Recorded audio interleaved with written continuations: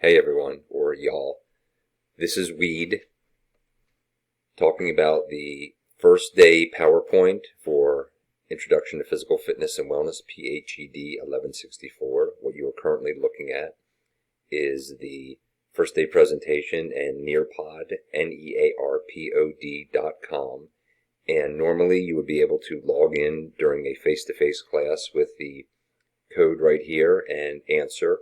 There is a code that is listed in the announcement sections on D2L, so you can check those out. So let's proceed. As stated, this is Intro to Physical Fitness and Wellness, PHED 1164. You know when you meet. My name is David E. Wiedericht. I have a Master's of Science. I am a Certified Strength and Conditioning Specialist, which means if I wanted to, I could be a strength and conditioning coach or a personal trainer. I don't want to do either of those. I want to teach. I'm also a FMS Level 1 certified, which is the Functional Movement Screen. Also the FCS, which is the Fundamental Capacity Screen, and we'll use some of the tests in our fitness testing. And then USATF is United States of America Track and Field. My last name is pronounced Wiedericht, and you can also call me Weed or Mr. Weed or Professor Weed or Hey You. And notice phonetically it's W-E-E-D, but it is actually spelled W-I-E-D, period. And ironically, the high school that I graduated from in Pennsylvania are the Hempfield Black Knights. So Weed is from Hempfield. There's one picture, and there's another picture of a Black Knight. My office is NRB 209P, as in Paul. There is my office phone, and my email is right here, david.e.wiedericht. You have to spell that correctly at lonestar.edu. Also, if you go through D2L and click on email the instructor or whatever in the world it is, it will come to me. And that is the best method of contact. And I will normally respond within 24 hours, within a weekday, on the weekend, usually 48 hours. The activity emphasis for this class is resistance training. That is weight training. That is grip it and rip it. We will not be doing the terrible triad of cardio. You can check out the syllabus when my office hours are. Usually Thursday and Friday are by appointment only. I also teach weight training, which is PHED 1112. And in the fall, I have taught PHED 1301, which is Foundations of Kinesiology, which is for those who are interested in taking a kinesiology major at the 4-year institution level. We do not have a kinesiology major, though we have a department here. It's a little confusing. I'm also the department chair for accounting, economics, and kinesiology. So if you have a complaint with someone in accounting or economics, you would probably talk to me, besides after talking to the professor. And if you have a problem with this class, unfortunately, you can talk to me. I mean, not unfortunately, but fortunately you can talk to me. And if I can't resolve your issue, then you can go to the dean, and you can find out who that is on D2L. In my prior experience, which we'll talk about in a little bit, I've taught a number of different colleges and universities, and it's always been physical education. And I've supervised 30 health and physical education student teachers during my career. So a little bit about me. I started teaching here in fall of 2015. Prior to that, I taught at Bethel College in Mishawaka, Indiana, which is now Bethel University. That's the home of the Pilots. Prior to that, I was the head women's track and field coach and instructor of health, physical education, recreation, and sometimes coaching. And they are the UW Whitewater Warhawks. I started my higher education, which is college level, at Cecil Community College, which is now just Cecil College in Northeast Maryland. They're the Seahawks. And my teaching career began at the Red Lion Area Junior High School in Red Lion, Pennsylvania. That is the home of the Red Lion Lions. Take a second right now. Think about what would the colors of the Red Lion Lions be? Well, the color is black and gold. You probably got that wrong, but you can see in the picture right here, there's some black, and I guess if you look close enough, there's gold as well. I am married, and I have 3 daughters. Here's a picture of the 3 daughters. That's from Christmas break a couple years ago. My oldest daughter teaches English in South Korea. My middle daughter is a college student in Pennsylvania, and my youngest daughter currently is a college student here in the Lone Star system. That's a picture of my wife, and that white stuff behind her is snow. That was taken a couple winters ago in Petoskey, Michigan, which is a cool place to go if you ever go there. And then this is a picture of my ladies. I believe that's Courthouse Rock in Sedona, Arizona. We were vacationing out there. If you ever get a chance to go to Sedona, I highly recommend it. So a little pause in who I am. So we all like to be right. If you don't like to be right, please email me and I'll tell you that you're wrong all the time. That's a joke, just in case you're wondering. So we have this thing called confirmation bias. So what confirmation bias is when you have a belief and then you go out and you find information that reinforces that belief, whether it be scientific, political, about the way you work out, that chocolate ice cream is better than vanilla ice cream. That's an example of a bias. We all have biases in our lives, so we just have to work with that. Cognitive dissonance is a black swan experience. What that means is that you thought you knew something and you come into information which goes against what your belief is. So all I'm saying in this class is I want you to have an open mind about health and wellness. There's a lot of information out there. And sometimes we have been given misinformation. An example of the misinformation is some of you might have heard years ago that eggs were bad for you. Well, guess what? Eggs are now off the naughty list and they're on the nice list. There's a number of different food items that have been said we've been told that if you eat them, you're going to drop dead immediately. That's hyperbole. That's an exaggeration. But then all of a sudden, 15, 20, 30 years later, they're like, oh, by the way, that might not be that bad for you. So look at the information that you receive. Are you just looking for confirmation bias so you can say, ha ha ha, I was right? Or are you looking and saying, let me think about this a little bit more intellectually? That's part of what being a college student is all about, is to challenge your thinking, not change your thinking, or certainly not change your values, but say, okay, is this congruent with my current beliefs?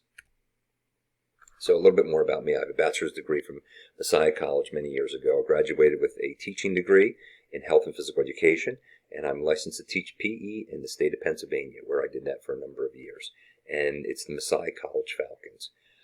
My master's degree is in exercise science and physical education at Western Maryland College, which no longer exists because it's now called McDaniel, and that's the home of the Green Terror. I'm currently a student, just like you, at the University of North Carolina, Greensboro, in an online Doctor of Kinesiology. I'm currently in my 4th semester. Whenever you're listening to this, it might be different, or I might have dropped out by then, but they're the UNCG Spartans.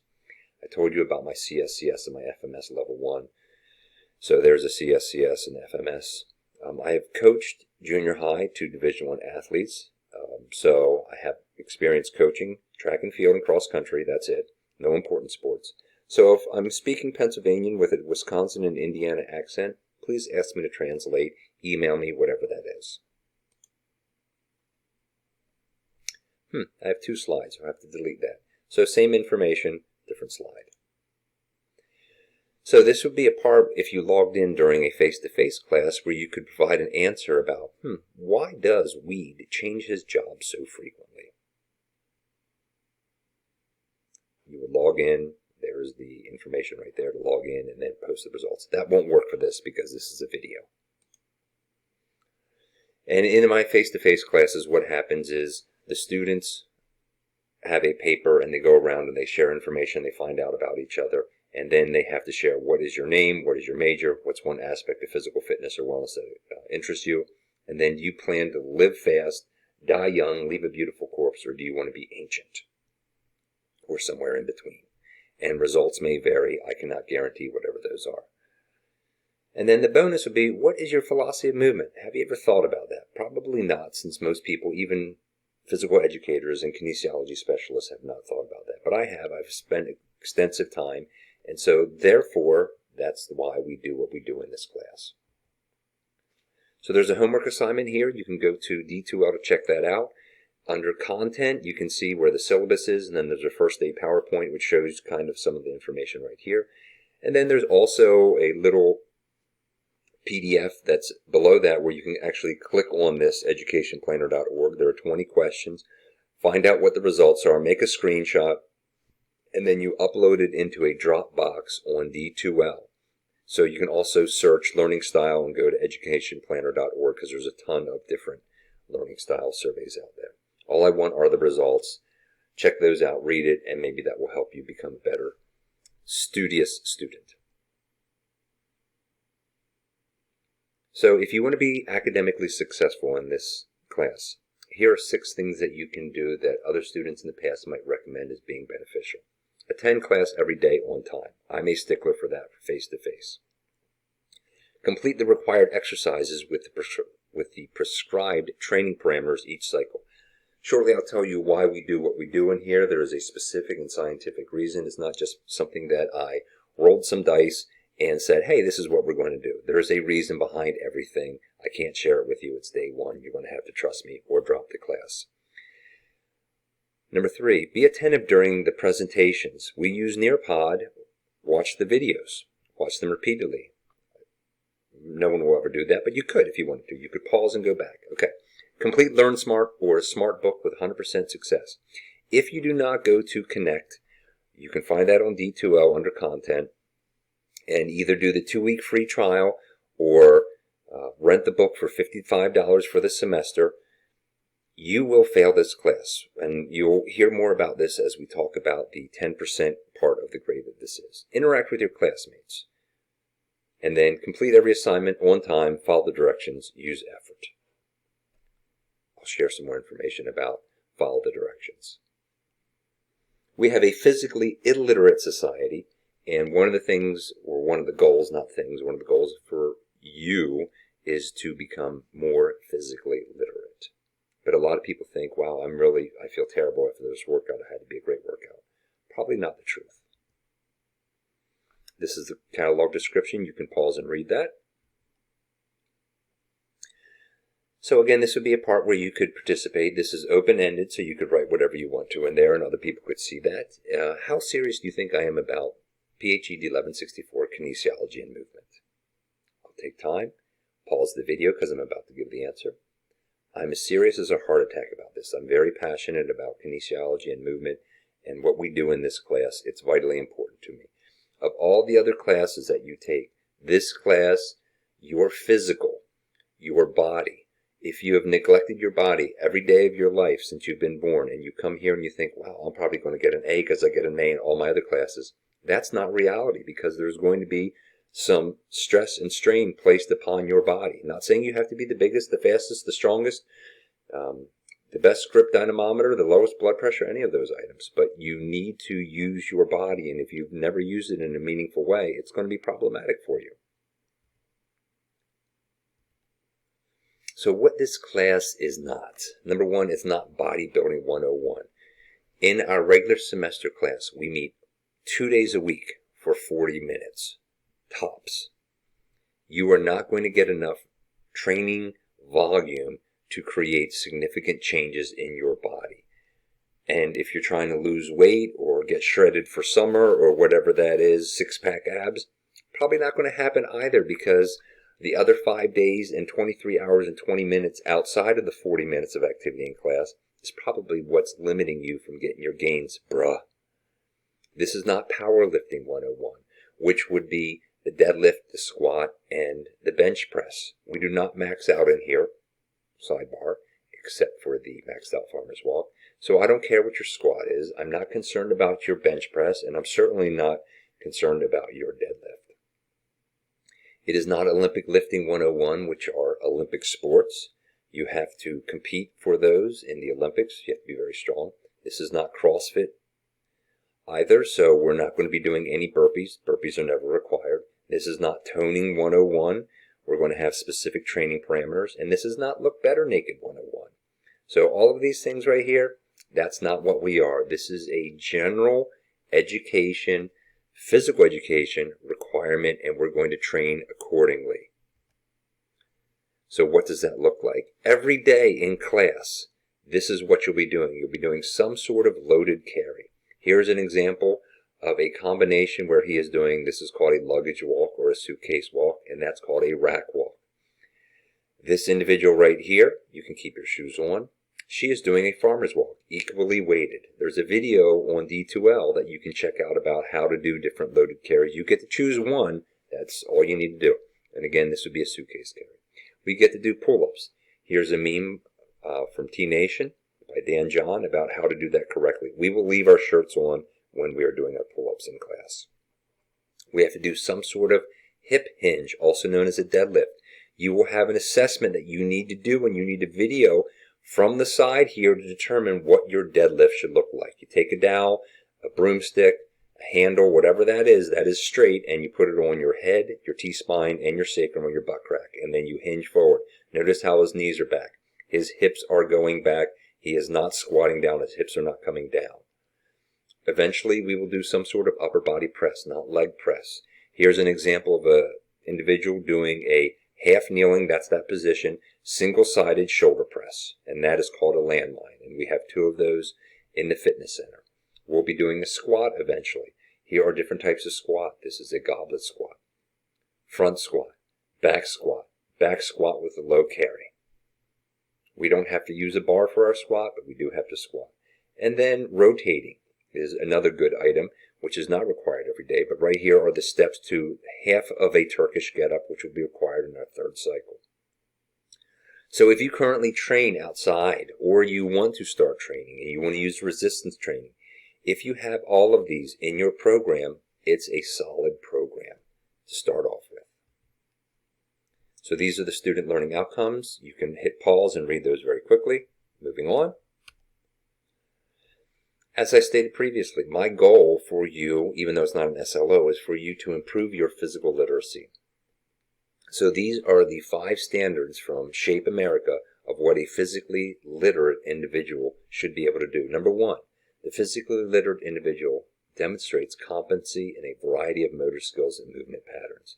So that's why we have a great variety and breadth of exercises. I'm going to be teaching you some new exercises that you have probably never done, and yes, that is intentional. Number 2, the physically literate individual applies knowledge of concepts, principles, strategies, and tactics related to movement and performance. So we're going to be giving some information how we progress, how we warm up, how we cool down, how we roll out, etc., so that you can take those away from class and work out on your own and not have to pay a personal trainer unless you have an excessive amount of money. The physically literate individual demonstrates the knowledge and skills to achieve and maintain a health-enhancing level of physical activity and fitness. So at the end of this class, you should have the bare minimum, the fundamentals to maintain a level of activity that is health-enhancing. Not necessarily physically fit, but health-enhancing. So the more you move normally, the better you're going to be. Research indicates that. Standard 4, the physically literate individual exhibits responsible personal and social behavior that respects self and others. So we need to get along, kids. We need to rack our weights and realize that we're all trying to be the best versions of us in this class. And then standard 5, the physically literate individual recognizes the value of physical activity for health, enjoyment, challenge, self-expression, and or social interaction. So standards 4 and 5 are a little kumbaya. At no point in class are we ever going to hold hands, sing kumbaya, and talk about our feelings. Unless, of course, you want to do that on your own. This is a video right here that you can watch on your own. There's a PDF. This guy is named JP Sears, and it's Wake Up with JP. And you can watch this. It's a little bit humorous and sarcastic about going to college. I am not encouraging you to drop out, but it's funny, in my humble opinion. Okay, so this, again, about my view of exercise. Exercise is a celebration of what your body can do, not a punishment for what you ate. How many people do you know that they think, oh, I got to go to the gym because I ate this? That's usually not how it works out physiologically. As stated, our activity focus is resistance training. We're not doing the terrible triad of cardio. We're going to become anaerobic beasts.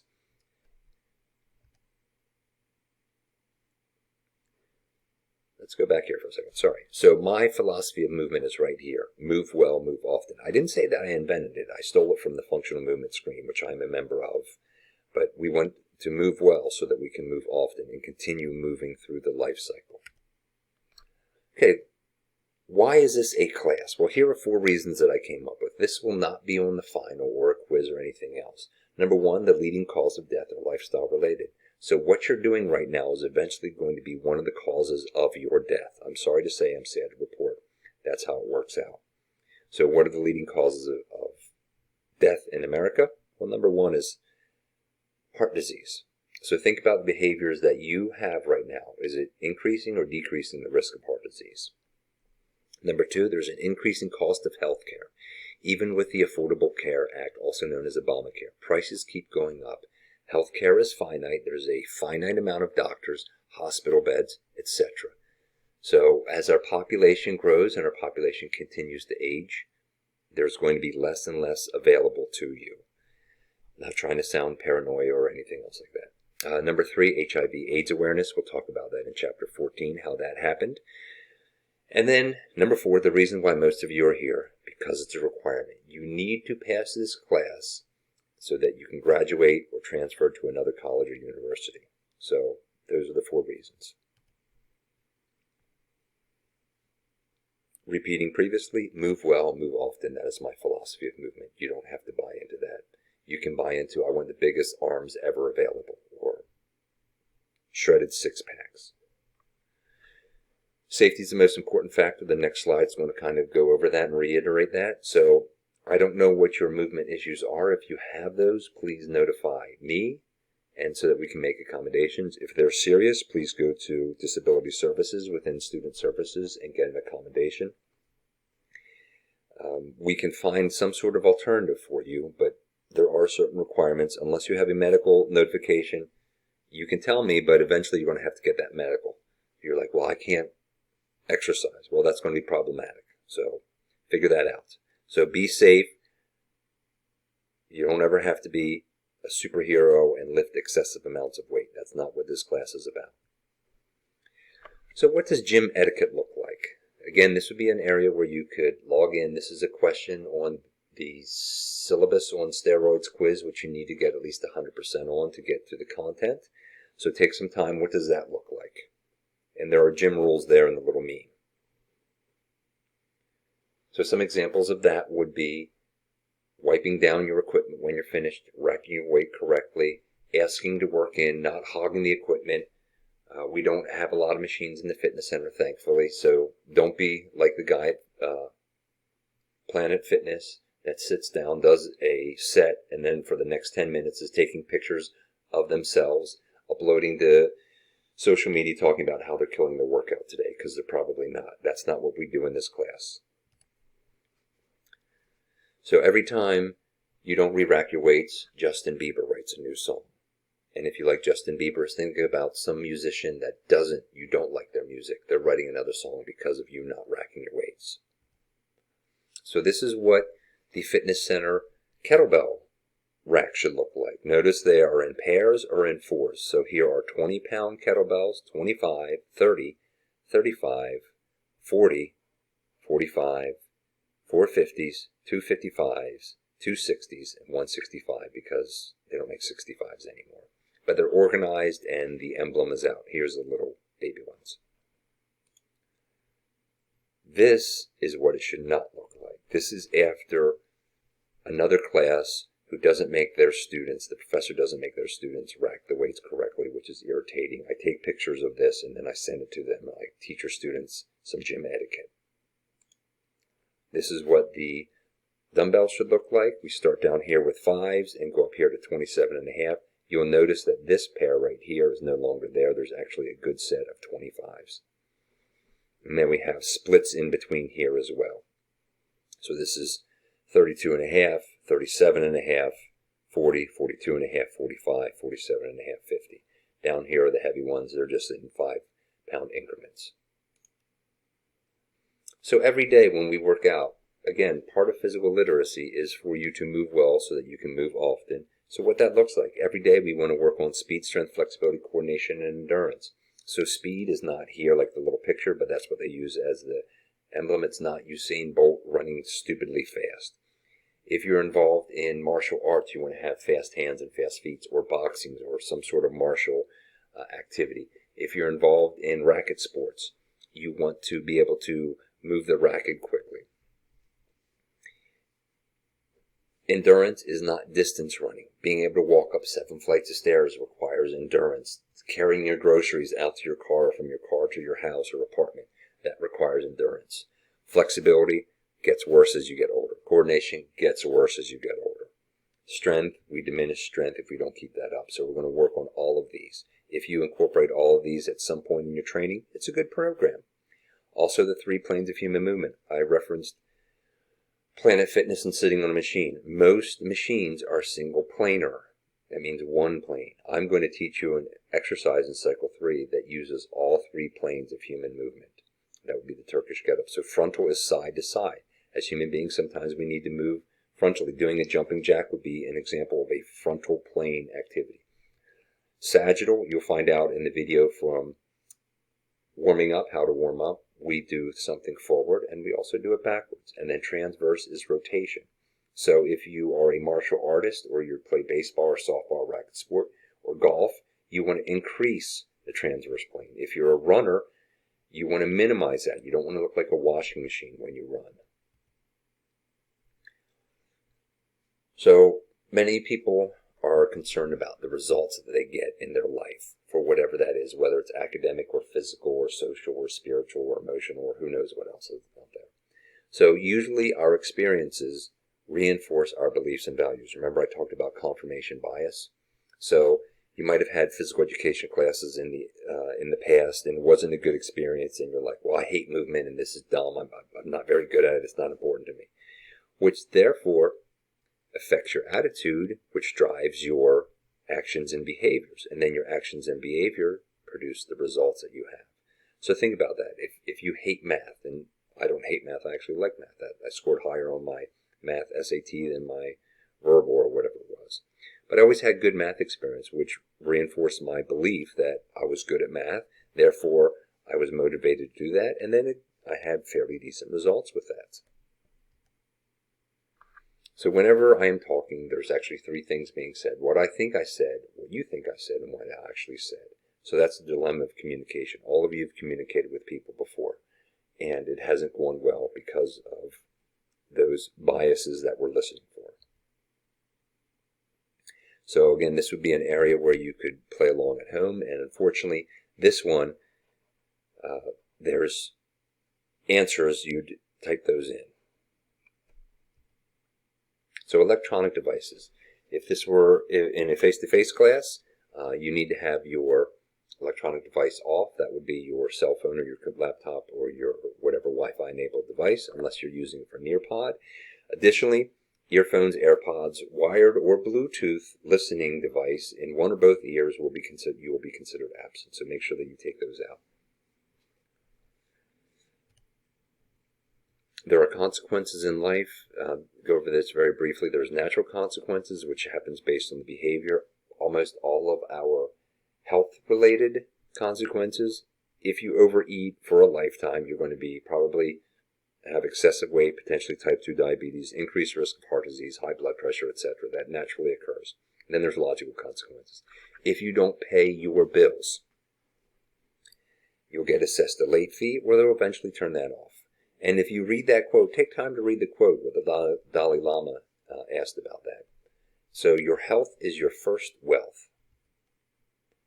So here are some examples. What's the natural consequence of attending class? Well, you're more likely to get the information, you know what's going on. Doesn't mean that you're going to get an A, but you're more likely. If you're inactive, again, that's negative effects for that. If you hit an immovable object, pain and suffering in your hand. That's the natural consequence. So you can go through and see what those are. As a little preview for Chapter 1, there's going to be some information about the dimensions of wellness, and there are 9 of those. So what is your purpose? That would be part of your spiritual wellness.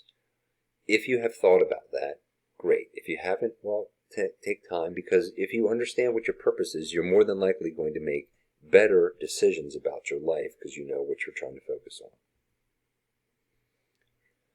2 of the definitions, the book will have definitions that are a little bit different than that one.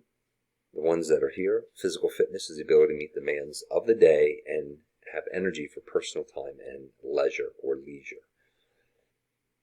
So all of you, when you get your dream job and you're making 6 figures or 7 figures or how much ever that is that you're making, you'll work at your job, and then you come to your home or your apartment, wherever it is that you live, and do you just want to go to bed, or do you want to have hobbies and significant others and pets and habits and fine cars, and I don't know what you want to do. But if you're so exhausted from your work and you can't enjoy life, then it's really not living. And then wellness is actively making choices and decisions that promote good health. Most individuals do not practice wellness. You see a donut and you're like, oh, I'm going to eat that donut, rather than saying, you know, the donut might not be best for me right now. Nothing against donuts. There are 4 authority bases that we're going to talk about here. And I have been put in charge. We'll talk about which one that is, but hopefully you have people in your life that show referent power to you. That is, they love you and they want the best for you. So as your professor, I want the best for you and I love you. That doesn't mean that you're getting an A. Sometimes it would be tough love and you might fail this class because you do not meet the minimum standards. That's how it works out. But hopefully your parents, your teachers, religious individuals, physicians, friends, family, they want the best for you. Have you ever, as a friend, tried to get one of your friends to avoid certain relationships with individuals because you know those individuals weren't the best quality people? Yeah, that's what a referent power base would look like. Expert is based on knowledge that you have. So if you're driving in your car and it's overheating, you don't take it to a plumber or an electrician or HVAC specialist. Why? Because it's the wrong expertise. You take it to the auto mechanic, correct? So what I'm saying is I do have some expertise, but don't trust everything that I say. Don't be rude about it, but ask, why are we doing this? What's the purpose of this? And I can help you better understand what that is. And also, don't give your expert power to someone who doesn't deserve it. I don't know how you feel about Al Gore, but I don't know if Al Gore is necessarily a climatologist. Some other authority bases. Legitimate power. So that is based on their position determined by society or an organization. They have the right to make rules and regulations. So Lone Star College System hired me and said, hey, I want you to teach this class within these guidelines, and that's what I've done. So someone's got to be in charge this semester. It's going to be me. Thanks for coming out. So when you're driving in your car and you see a police officer, what do? You slow down. Why? Because they've got legitimate authority. Then you check your speedometer after you slow down. And then coercive power is based on the ability to manipulate others. As a parent of 3 children, I have used all of those. Expert and referent are the best ways, but there are times where I'm like, hey, I'm the dad. That's the answer that you need. No. And then there's other times when my kids were small and they're eating their vegetables and they didn't want to eat them. I'm like, well, if you want a cookie, you have to eat your vegetables. The federal government does that all the time. So remember, applied knowledge is power.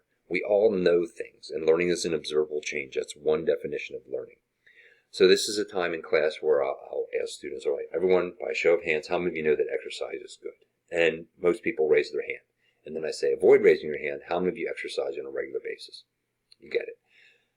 Next question, I'll be like, how many of you know that eating healthy is good for you? By a show of hands, they raise their hands. And then I say, without raising your hands, how many of you eat healthy most of the time? And again, we know these things. How many of you know that getting sleep is important for good health and wellness and mental health? Most people raise their hands, and then I say, how many of you get a good night of sleep most nights? And again, without raising your hands. You understand what I'm saying? We know different things. We don't do those. Here's a slide basically saying you have to figure out what you should pursue based on what you're good at, what you can make money, and what can make you happy. So what is your level of motivation for whatever that is? There are going to be 2 factors. This is not math class. Here you go. They are E times V. So being consistent is important. So if you want to make gains, make sure that you are consistent. So motivation is the expectation of success times value. So when I was in high school, my senior year, and then in college, I was a 300 hurdler in high school and a 400 hurdler in college. And I had a lot of motivation to be the best that I possibly could be because I expected to be success and I valued that. So I worked very hard. The bad news is if you don't have a high level of expectation of success or a high level for value, the best you're ever going to be is moderately motivated. And both of these are low, you're never going to be motivated to do something. So think about it. What are you motivated to do? You probably expect to be successful and you probably think it's important. Here's how you get the grade that you want to get in this class. 35% is fitness testing and health assessments. I said I'd refer to this later. 10% is your online chapter quizzes. Through Connect, you have to either use a 2-week free or pay $55 to rent that, plus tax. If you don't do that, on the syllabus it says any one assignment that you do not complete, you can fail this class. This is 10 assignments right here. So you need to do it or you're going to fail. Don't be like the students in the past who have not done that and they were surprised when, after telling them and signing the attendance and grading policy, that they failed. The written paper, again, only 10%. If you don't do that, you're going to fail. That's a 5-paragraph essay. We train in this day, every day that we meet for class, and ends in Y. And then there's a final exam, which is 20%. That's via D2L. And here's the grading scale. For those of you who are visual, here's what that looks like. So 60% of this class is fitness testing and being active and filling out the training log correctly, which there is a video on D2L how to figure that out. It's not the way you want to do it. Remember, I have legitimate authority. It's the way I want you to do it, and that's why I created the video for you. Here's the attendance policy. So 24 plus classes, that would be 8-week 1, 8-week 2, and full semester classes where we have over 24 class sessions. For those shorter format, here is the limit for that. So you want to find out, do you have unexcused absences? Are you allowed to have those? And then, if so, what's the consequence? Remember, everything has a consequence. For these 24 plus, you can miss 2. No questions asked. But you have to still make up those labs or activities. And the labs in this class are just like science. If you don't make them up, you're going to fail. This is an excused absence where you notify me prior to that, or email is the best version of that. And then unexcused, you just don't show up. Or you email me or call me or tell me 3 days later. That's not acceptable. Again, here are the standards for a physically literate individual. So if you have some sort of question, share with the person around you. Here is the review. So press pause and see if you can remember what those are. Here's the answer. So if you have any questions, please let me know. Email me. Communicate with me. I don't know. If you're confused, you're probably confused just like someone else if you ask them. So this is kind of like the progression that we're looking for. So you can actually watch this video on the other item. We're not going to do that here. So we have supine, which is face up, and then prone, which your shoulders are your first weight-bearing joint in your body. And then we learn how to roll, and then we get on the quadruped, and then we learn how to crawl, and then sitting. And not everyone goes necessarily through these processes. Sometimes we skip one and then go back. Kneeling, squatting. At one point you were a perfect squatter. Then we're able to stand up tall. And then eventually we're able to walk. And usually around 12 months, normal, sorry to use that word, whatever that means, normal functioning children will be able to walk. My one daughter, she walked about 9 months. The other one stood up at 9 months, didn't want to take a step, and took her like 13, 14 months. But guess what? If you were walking at 9 months, everyone else has caught up to you. And if you waited till 15 months, you caught up with everyone else. It's not that big of a deal. All right. Again, this is Weed. I'll check you out later. Take care. Bye.